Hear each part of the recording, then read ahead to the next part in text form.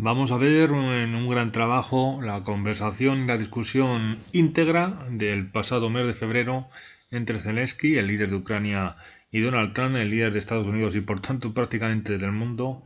Todo empezó bien, pero hubo momentos de tensión entre Zelenski y creo que un ministro de Donald Trump. Ahí se torció un poco la cosa, porque lo vamos a ver ahora. No le gustó pues al ministro, no sé si era de interior o militar, las palabras de Zelensky, que le dijo que se había estado alguna vez en Ucrania. A partir de ahí se empezó a torcer la cosa. También hubo tensión con lo del traje, pero no fue tan importante.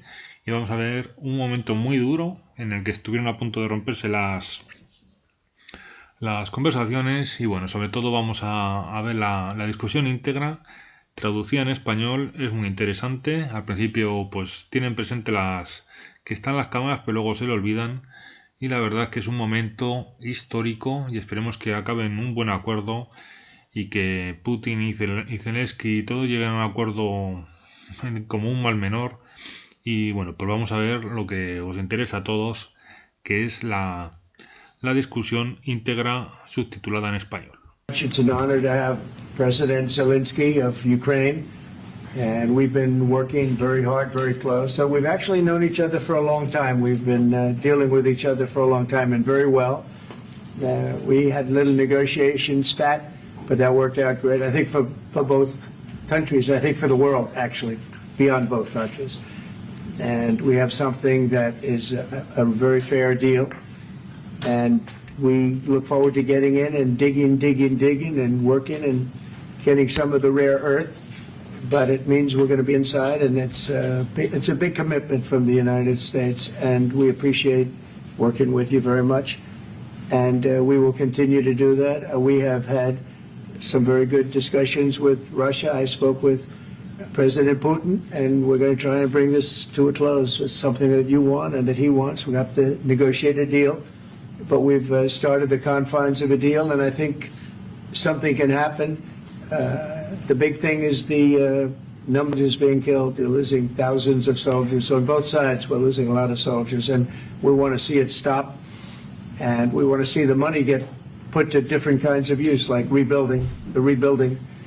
And we're going to be working very hard. But we've had a lot of very good conversations. I will say until we came along, the Biden administration didn't speak to Russia whatsoever. They didn't speak to anybody. They just allowed this to continue. And I will say that, I'll say in front of you, you've heard me say it 1,000 times, if I were president, this war would have never happened. We would have had a deal negotiated for you without having to go through what you've gone through. But your soldiers have been unbelievably brave. We've given them great equipment, but somebody has to use the equipment. They've been unbelievably brave, and we give them great credit. This was supposed to be over very quickly, and here we are 3 years later. So I give tremendous credit to your generals and your soldiers and yourself in the sense that it's been very hard fighting, very tough fighting. They're great fighters, and you have to be very proud of them from that standpoint. But now we want to get it over with. It's enough, right? We want to get it over with. So it's an honor to have you here. Thank you very much for coming. We're going to sign the agreement at the conference in the East Room in a little while, right after lunch. And we'll be having lunch together. We're also discussing some other things. And we appreciate everybody being here. It's somewhat of an exciting moment, but the really exciting moment is when they stop the shooting and we end up with a deal. And I think we're fairly close to getting that, and an honor to have you. And please, I'd like to say something. No, thank you so much, Mr. President. Thank you for invitation. And really, I hope that this first document, will be first step to real security guarantees for Ukraine, our people, our children. I really count on it. And of course, we count that America will not stop support. Really, for us, it's very important to support and to continue it. I want to discuss it with details further during our conversation, and of course, the infrastructure or security guarantees. Because for today, I understand what Europe is ready to do, And of course, I want to discuss with you what United States will be ready to do. And I really count on your strong position to stop Putin.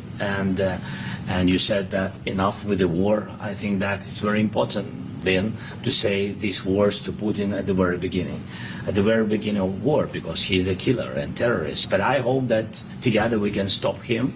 But for us, it's very important to, to save our country, our values, our freedom, the democracy, and of course, no compromises with the killer about our territories. But it will be later. And of course, what I wanted, we spoke about it by phone with you, about the drones production. We have very good drones production. I think the best one in the world for today because of the war. Yes, and of course, we need very much the air defense. You have the best air defense in the world, and really you helped us under attacks of Russians. And I want to speak how we can exchange the licenses. We're open to share the licenses of all our drones with you, of course, with the United States. And we need licenses for quick production of air defense. Even after the war, we need our nation to be calm, that we are secure. So that's why we need this air shield. And of course, about this, I want to speak about the contingents. I think that France and UK already spoke to you, and we know that Europe is ready, but without the United States, they will not be ready to be as strong as we need. And the last point, last not least, about exchange, about our people and children. And you know that this crazy Russian, that they stolen 20,000 of children, Ukrainian children. They changed their names, they changed their families, relatives, and now they're in Russia. We want to bring them back, and really, it's a big dream, task, and goal for me, and our warriors. By the way, Mr. President, we released more than 4,000 warriors from Russian prison, but there are thousands more in the prison. I wanted to share with you some images. How it's. Just can I now? Yeah, please. 1 minute. I just you to understand in what circumstances, in what situation they are, and what the attitude of Russia to our prisoners. That guys, just you before and after. You see before and after, just you to understand. Now thousands of such guys, ladies and men, there. And that, so they don't eat, they beat them, and they, it's a lot of bad things. So out of, even during the war, there are rules. Everybody knows there are rules during the war. So these guys, they don't have any rules. You see that 50, 60 kilograms left, and a lot of such things. And I didn't want to show you what the changes with images of children, because I will share with you, and it's looking tragic. Yeah, it's tough stuff. I wanted very much to give you, and you see. Yeah. This is pastor, by the way. They stolen pastors because it's not Russian church. They stolen pastors and moved pastors to the prison. We, at the end of last year, we brought 3 pastors. And, we could exchange them. And this is pastor, you see.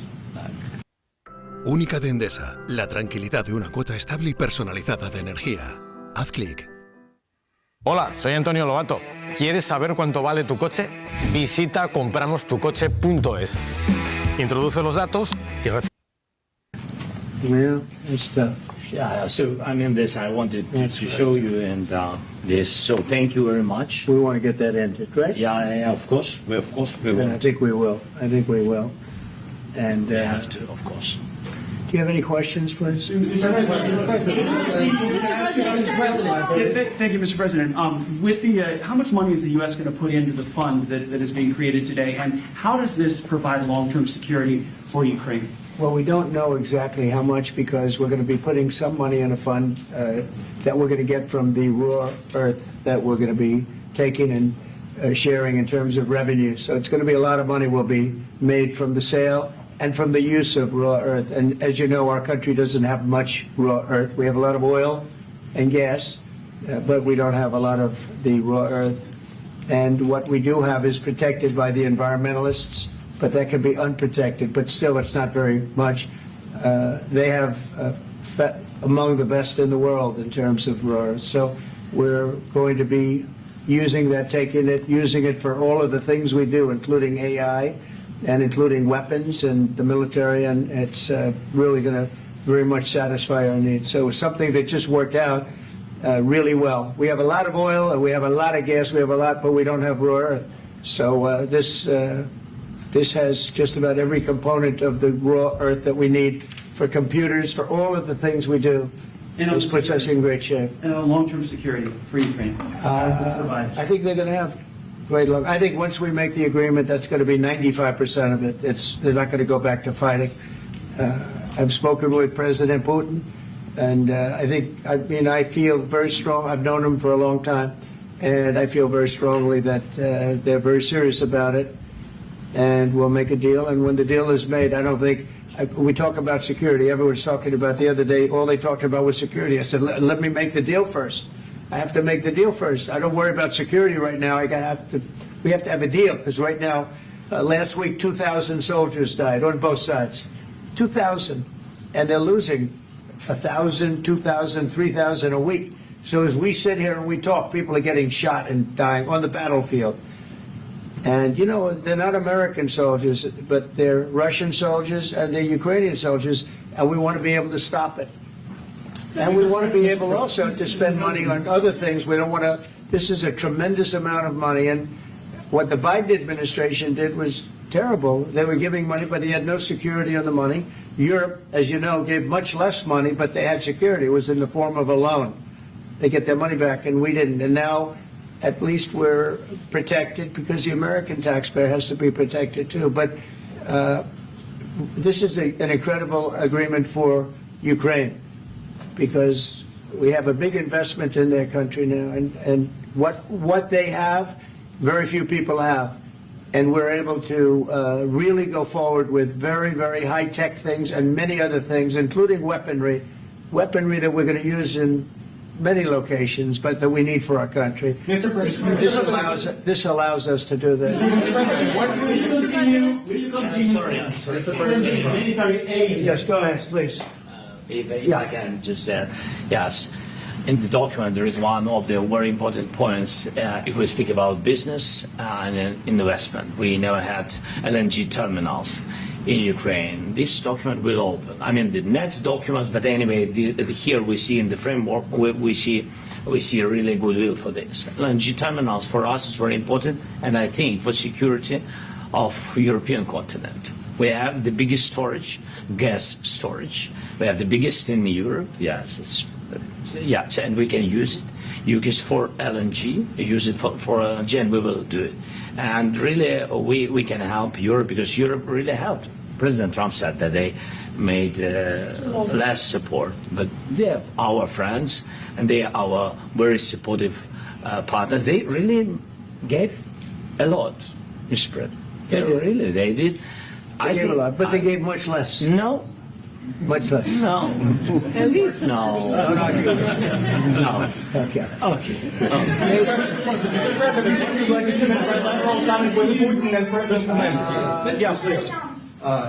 Mr. President Trump, you have repeatedly called the deal with Ukraine as a historical one. And as a President of the United States, you make historical decisions in other issues which affect America and other world. So what place in the world history do you want to take? And do you associate yourself with any famous historical figures? Yeah, I'd say George Washington, Abraham Lincoln. I would say I'm far superior to George Washington and Abraham Lincoln. Now, you know I'm only kidding, right? Because when I say that, the fake news is going to go wild. They're going to say he considers himself to be better than Washington. But you never know. You never know. I don't compare myself to anybody. I'm here to do a job. We've had a great 35 days or whatever it might be, a month, a little more than a month. We've accomplished tremendous amounts. Not only this would be a very great achievement if we could get the war stopped and get them back to normalization. I think that's going to happen. We've had very good talks on both sides, as you know, but I think we've done a very good job, just generally. If you look at all of the things we've done in 30 days, they're saying there's never been a opening for a president. The first month, there's never been a first month like we've had. And this is one of the very important things. This, to me, is one of the most important things because we have tremendous death taking place as we speak, and I don't want to have that. You know, think of the parents, think of the whether they're in Russia or Ukraine, think of the parents of all these people being killed needlessly. They came to our territory. Should have never started. This would, if I were president, this would have never started. Mr. President, will you continue sending military aid to Ukraine after the U.S. signs this agreement with Ukraine? Yeah, we're going to be continuing. President Zelensky, do you feel like the U.S. is on your side? That President Trump is on your side at this moment? Right. What do you think? He wants to know, do you think that, sort of a stupid question. I guess we wouldn't be here if I wasn't. But, I think that the United States on our side from the very beginning of occupation, and I think that President Trump on our side, and of course, I'm sure that the United States President will not stop support. This is crucial for us. It's important for us. Yes. And Putin, the president speaks about the people and the soldiers which are dying, but they came to our territory, they came to our land. They began this war, and they have to stop. And I think this is the question, with really the most important question. Can President Trump, I hope yes, with some other allies, to stop Putin, withdraw these enemies, our enemy, withdraw these troops from our land? And I think that you asked about the history, I think that if President, or when, he will stop Putin, if President Trump will bring peace to our country, I think he will be on this wall. we've had very, very good talks. Mr.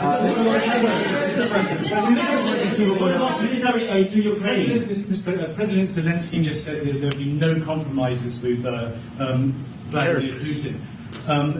I just wanted to ask both of you, firstly, are there compromises that you think that President Zelensky is going to have to make?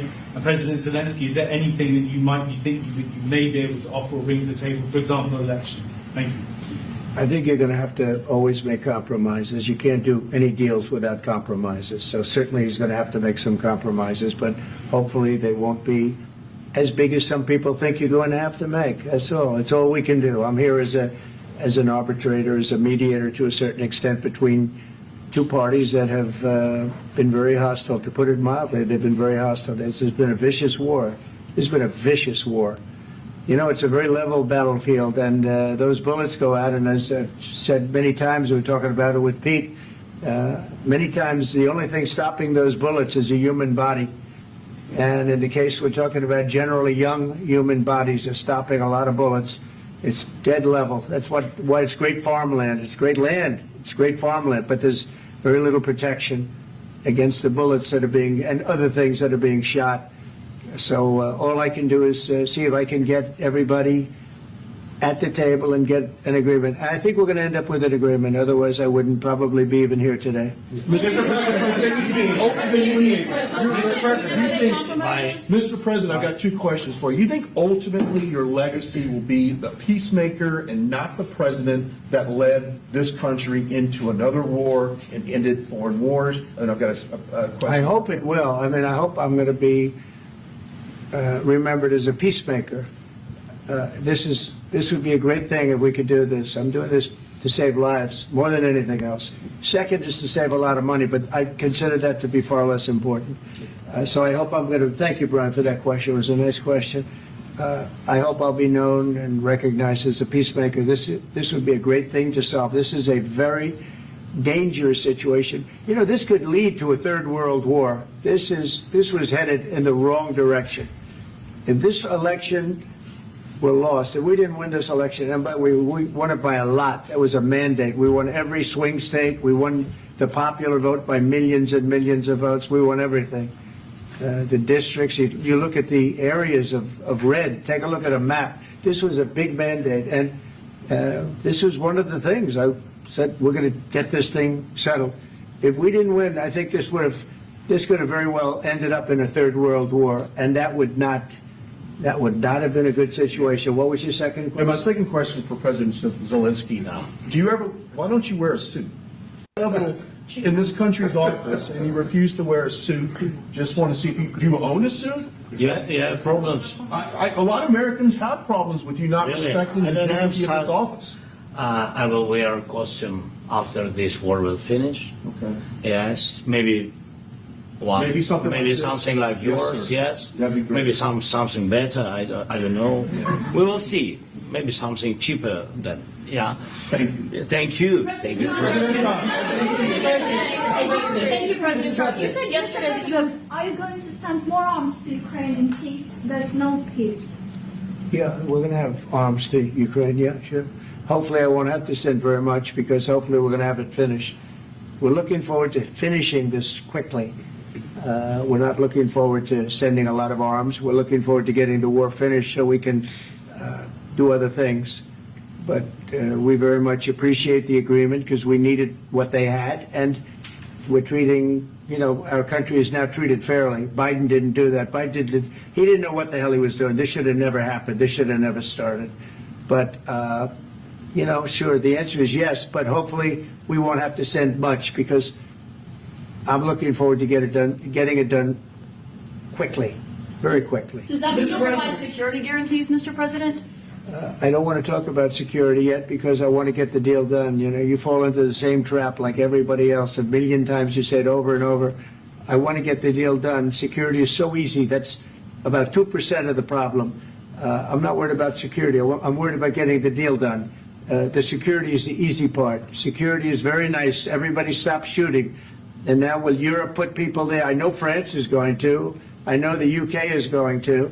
I know other countries are going to, and they happen to be right next door. We haven't committed, but we could conceivably. We have security in a different form. We'll have workers there digging, taking the raw earth so that we can create a lot of great product in this country.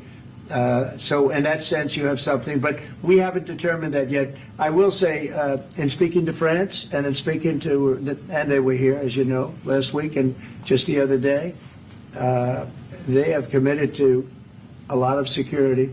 I don't think you're going to need much security. I think once this deal gets done, it's over. Russia's not going to want to go back, and nobody's going to want to go back. When this deal ends, I really believe this deal is going to be over. Question? Yeah, please go ahead. Go ahead. Thank you so Mr. President, thank you. You had Mr. Macron and Keir Starmer at the White House this past week, both of whom praised your courage and conviction to lead the pathway towards peace. Yes. Part of that involved, though, re-engaging Russia in diplomatic relations, something that previous leaders lacked the conviction to do so. What gave you the moral courage and conviction to step forward and lead that? Well, I love this guy. Who are you with? One American News, sir. Well, that's why I like him. One American News does a great job. I like the question. I think it's a very good question. It's a pathway to peace. It's a pathway to getting something solved. And I feel that as the head of this country, I have an obligation to do that.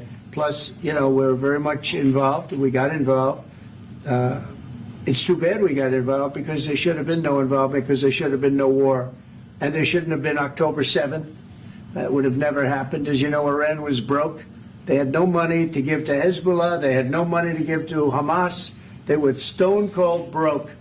And then under Biden, they became rich as hell. They went from no money to $300 billion in a period of 4 years. And they gave a lot of that money away, and you see what happened. And that's a real mess also that we hope to be able to solve. But no, I appreciate your question very much. I feel I have an obligation to try and do something to stop the death. Mr. President, if I can answer. Yes, if I can answer, sorry. Please. And I do like your clothing, by the way. Yeah, really? Even though I think he's a great guy, by the way. But I don't know if you two like each other. But you know what? I think he's dressed. I like this guy. I think he's dressed beautiful. So I have more serious things than answer on such questions. I will answer on more serious questions if I can. Yeah. So please, about security guarantees. And about just ceasefire. We can't just speak about ceasefire and speak and speak. It will not work. Just ceasefire will not never work, because I'm like a president. I have this experience, and not only me. Ukraine before my presidency, from the 2014, Putin broken 25 times. 25 times. He broke. You were the president. You were the president during. Never brought him in 2016, you've been the president, Mr. President. You've been the president, but he had, of course, not with you, but he had during those periods. He had conversations with our side, and we had Normandy format. You know, the France, Germany, Ukraine, and Russia, and he broken 25 times. That's why we will never accept just ceasefire. It will not work without security guarantees. Security guarantees. Maybe President is right about this document and other, but this document is not enough. Strong army is enough, because his soldiers afraid, Putin's soldiers afraid of our soldiers when we're strong enough. If we are not strong enough, if we are empty, if our storage is empty, we can't defend our land. Today, you know, he knows that we have, all the world knows that we have meeting, yes? Why he's using ballistic? Putin today using ballistic on our hospitals, schools, and etc. Ballistic. So he knows that we are here, and that President Trump is really have goodwill to stop this war. And you hear now the president. So why he's using? So he doesn't want to stop. He doesn't want. But I hope that we will do it. Really, we'll do it. Security. When we speak about security guarantees, when the Europeans are ready for contingents, they need USA backstop. If there will not be United States, we will not never have any contingents, strong contingents from the Europeans, because they don't want to divide alliance, connection between the United States, the main and strongest ally, and Europeans. And this is crucial, this is important. That's what we want to speak about very much. This is very important. And air defense. So air defense, really, we have big deficit with all these systems, and we need to provide this. We need it very much. Otherwise, Putin will never stop, and will go further and further. He doesn't want. He hates us. You know, it's not about me. He hates Ukrainians. He thinks that we are not a nation. He thinks, and he shared these thoughts. I think maybe with your team also. I don't know, but with all the Europeans, in media, officially and not, he always said that there is no such country, such nation, such language, and such life like Ukrainian. No, he really doesn't respect all the Ukrainians, and he wants to destroy us. And you are right, Mr. President. That's 2%. This document, maybe other documents, it's a very good start, very good, but it will not enough to stop this person. Should Russia take to rebuild Ukraine? Mr. President, after these, I asked President this question. This is the rule. This is the rule of the war. This is the rule of the war.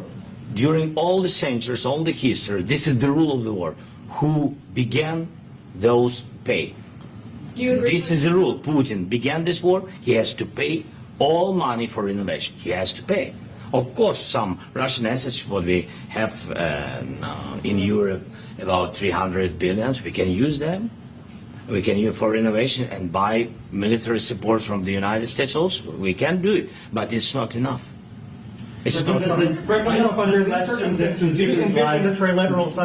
I want to know. Wait 1 second. I asked this question that you didn't like because I wanted to know if you want to position yourself in the middle between Russia and Ukraine, or on the Ukraine's. No, I'm in the middle. I want to solve this thing. I'm for both. I want to get it solved, and it's wonderful to speak badly about somebody else, but I want to get it solved. If we can solve it, great. If we can't solve it, they're going to have to fight it out, and who knows what's going to happen. But I want to see it get solved. May I follow up? One more question about U.S. troops in Europe.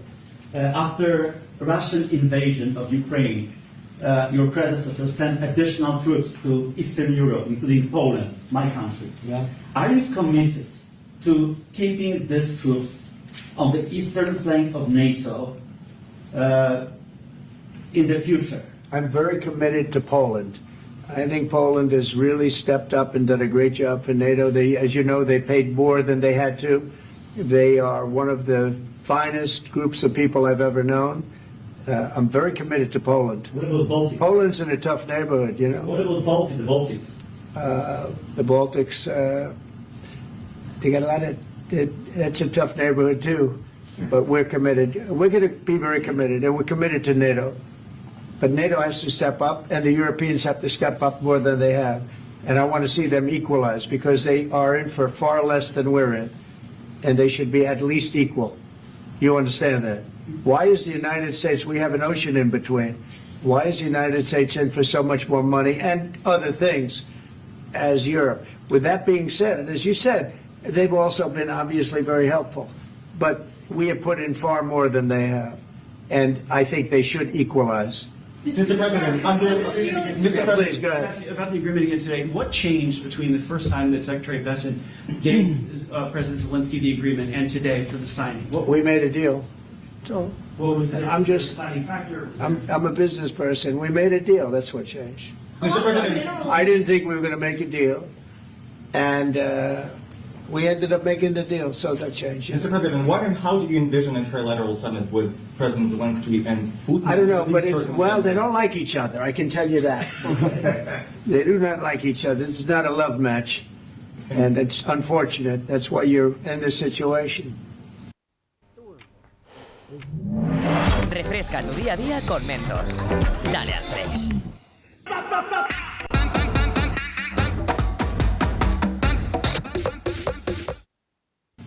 The United States should not have allowed this to happen. Okay? The United States, run by a man that didn't know much, I'm going to be very nice, run by an incompetent person, very incompetent person, should never have allowed this to happen. I've stopped wars. I've stopped many wars. My people will tell you, I stopped wars that nobody ever heard about. I stopped wars before they ever started. You can look at some of, I could give you a lot of nations that would tell you right now they were probably going to war. I could tell you right now there's a nation thinking about going to war on something that nobody in this room has ever even heard about. Two smaller nations, but big, still big. And I think I've stopped it. But this should have never happened.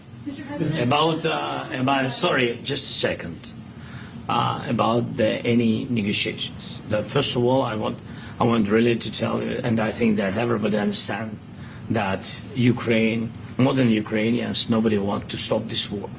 But at the future, any negotiations, it's understandable that two sides of the war, not Russia and the United States, because this is not the war between Russia and the United States. This is war of Russia against Ukraine and Ukrainian people. So these two sides will be at the anyway will be at the negotiation table. Then of course United States, like the strongest partner of the Ukraine, and of course Europe.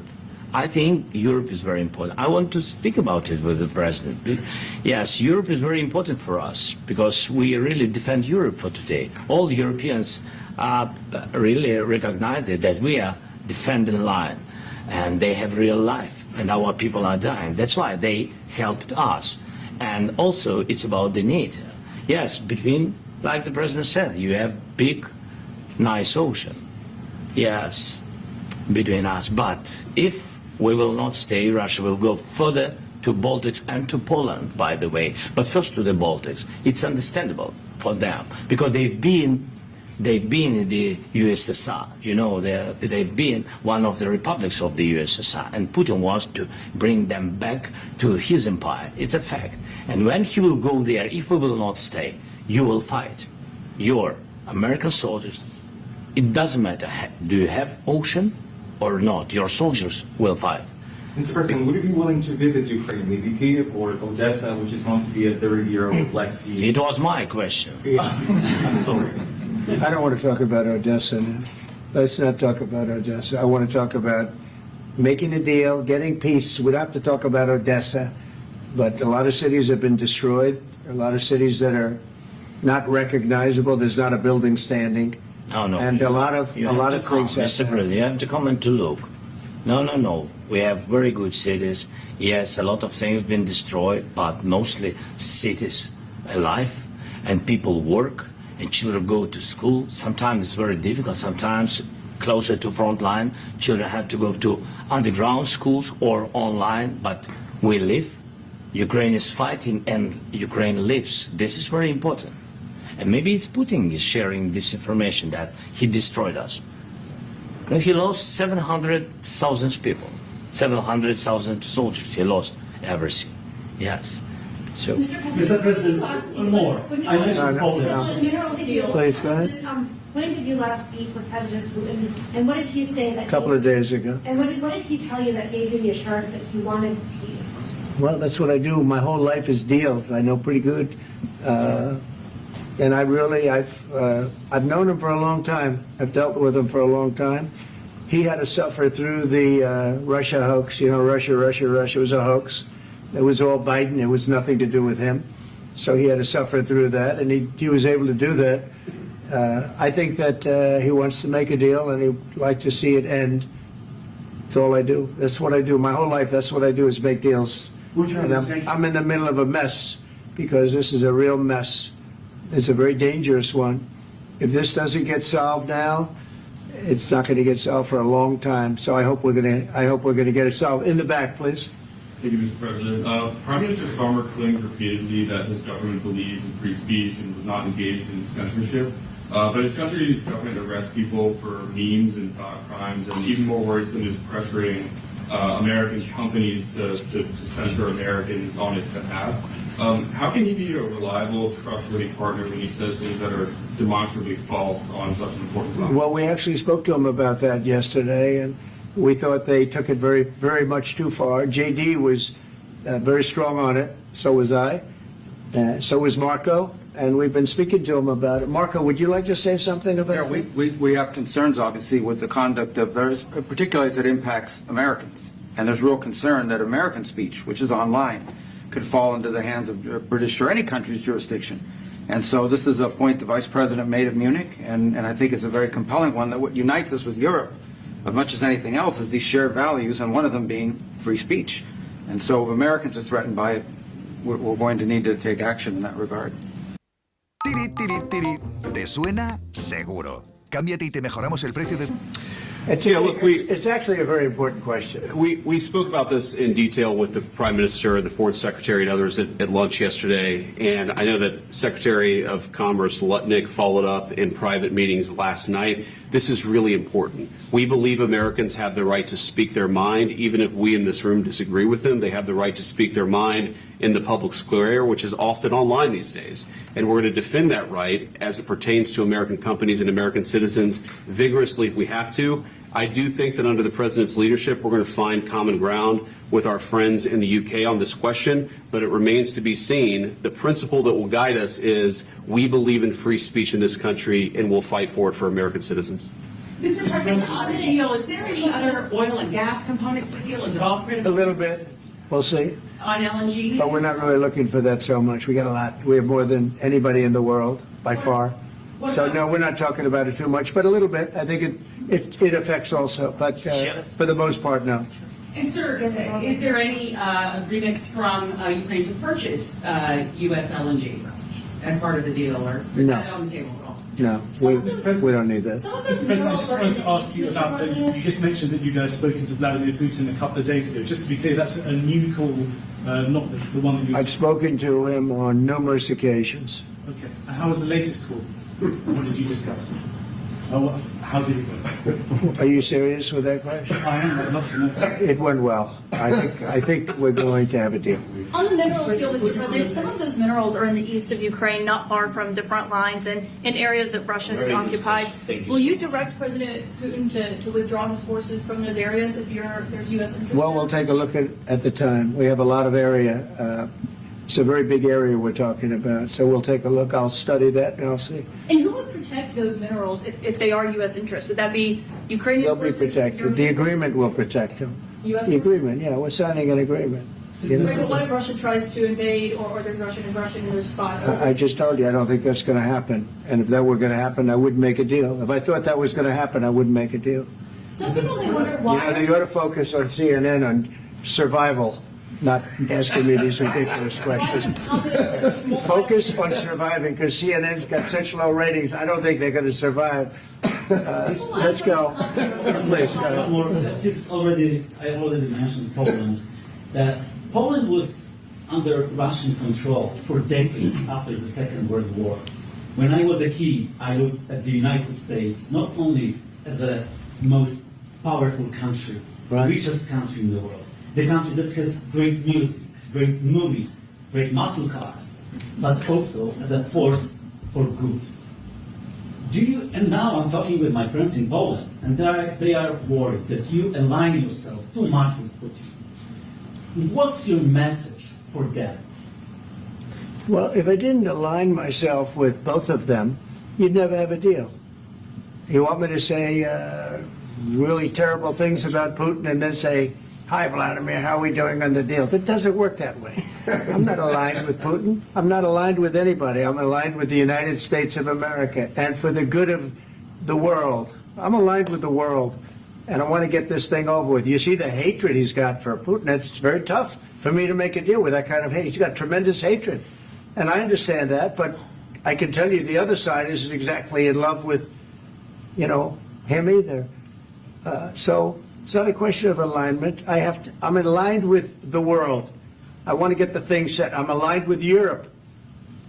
I want to see if we can get this thing done. You want me to be tough? I could be tougher than any human being you've ever seen. I'd be so tough.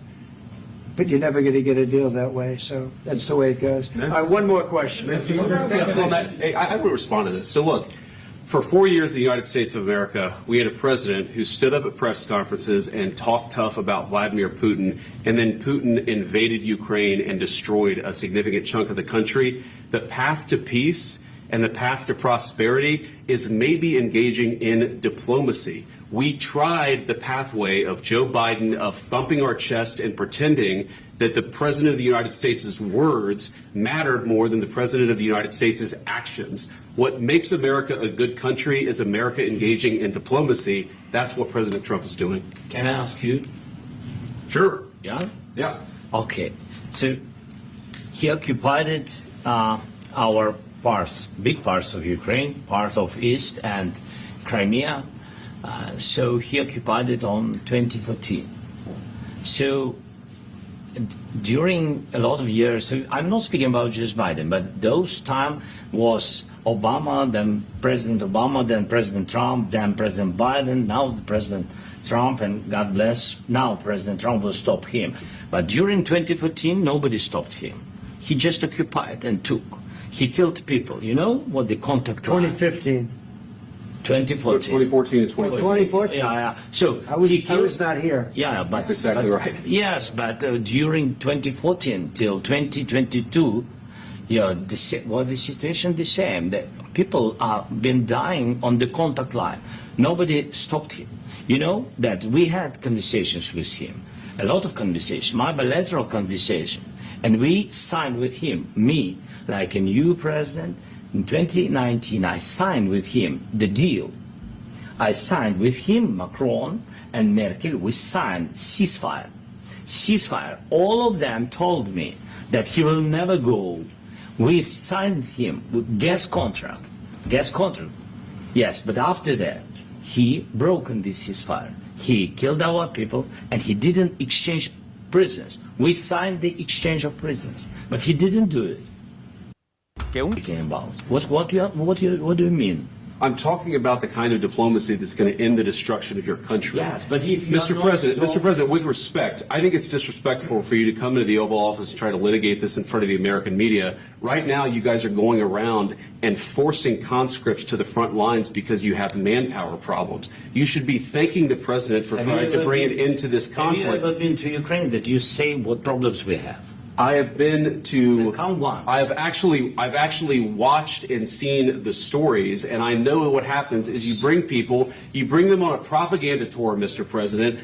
Do you disagree that you've had problems bringing people into your military? And do you think that it's respectful to come to the Oval Office of the United States of America and attack the administration that is trying to prevent the destruction of your country? A lot of questions. Let's start from the beginning. Sure. First of all, during the war, Everybody has problems. Even you, but you have nice ocean and don't feel now, but you will feel it in the future. God bless. You don't know that. God bless. God bless. You will not have a war. Don't tell us what we're going to feel. We're trying to solve a problem. Don't tell us what we're going to feel. I'm not telling you. Because you're in no position to dictate that. That's exactly what you're doing. You're in no position to dictate what we're going to feel. We're going to feel very good. You will feel influence. We're going to feel very good and very strong. You will feel influence. You're right now not in a very good position. You've allowed yourself to be in a very bad position, and he happens to be right about it. From the very beginning of the war. You're not in a good position. You don't have the cards right now. With us, you start having cards. Right now, you don't. You're playing cards. You're playing cards. You're gambling with the lives of millions of people. You're gambling with World War III. You're gambling with World War III. And what you're doing is very disrespectful to the country, this country, that's backed you far more than a lot of people say they should have. Have you said thank you once this entire meeting? No, in this entire meeting, have you said thank you? You went to Pennsylvania and campaigned for the opposition in October. Offer some words of appreciation for the United States of America and the president who's trying to save your country. Please, you think that if you will speak very loudly about the war, He's not speaking loudly. He's not speaking loudly. Your country's in big trouble. Can I Wait a minute. No, you've done a lot of talking. Your country is in big trouble. I know. You're not winning. You're not winning this. You have a damn good chance of coming out okay because of us. Mr. President, we are staying in our country, staying strong from the very beginning of the war. We've been alone, and we are thankful. I said thanks you haven't in been this alone. cabinet. You haven't been alone. This we gave you, through this stupid president, $350 billion. You voted we gave for you your military equipment, You and your men are brave, but they had to use our military. If you didn't have our military equipment, if you didn't have our military equipment, this war would have been over in 2 weeks. In 3 days, I heard it from Putin. In 3 days. This is something maybe new. Less. In 2 weeks, of course, yes. It's going to be a very hard thing to do business like this. Again, just say thank you. I said a lot of times to American people. Accept that there are disagreements, and let's go litigate those disagreements rather than trying to fight it out in the American media when you're wrong.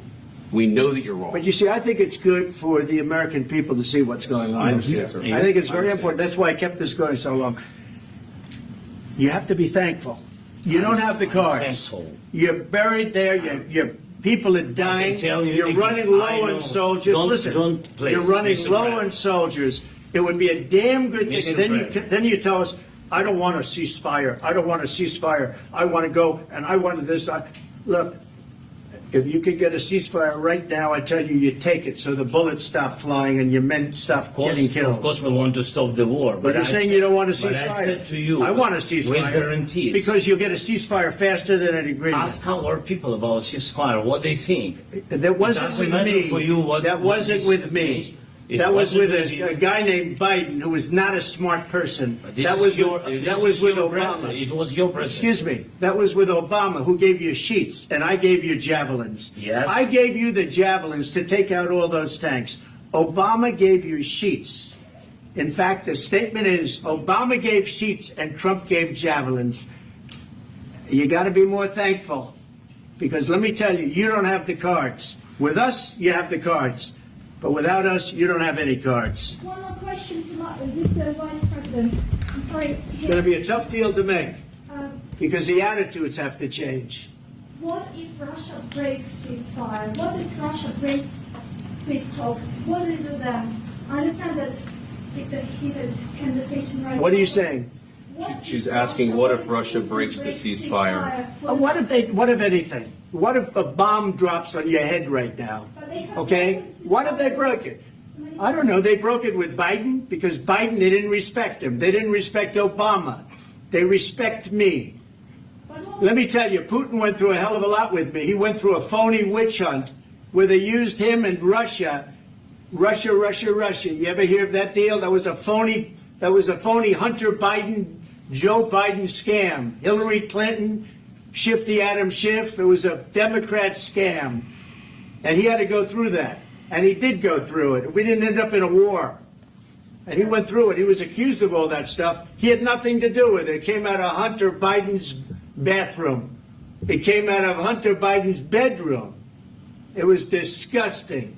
And then they said, oh, the laptop from hell was made by Russia.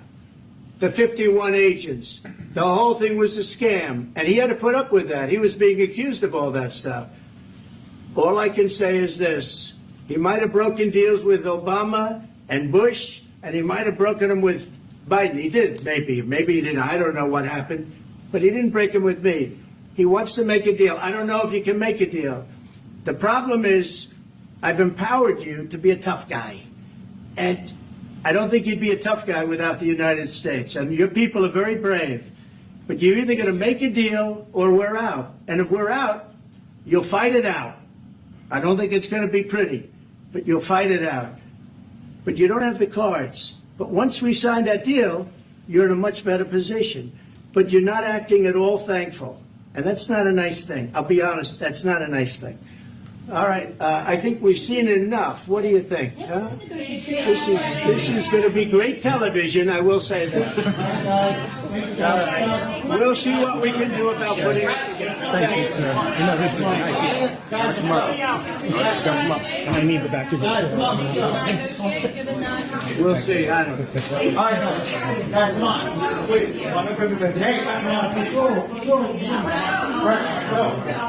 guys, come on. Move, please. Please.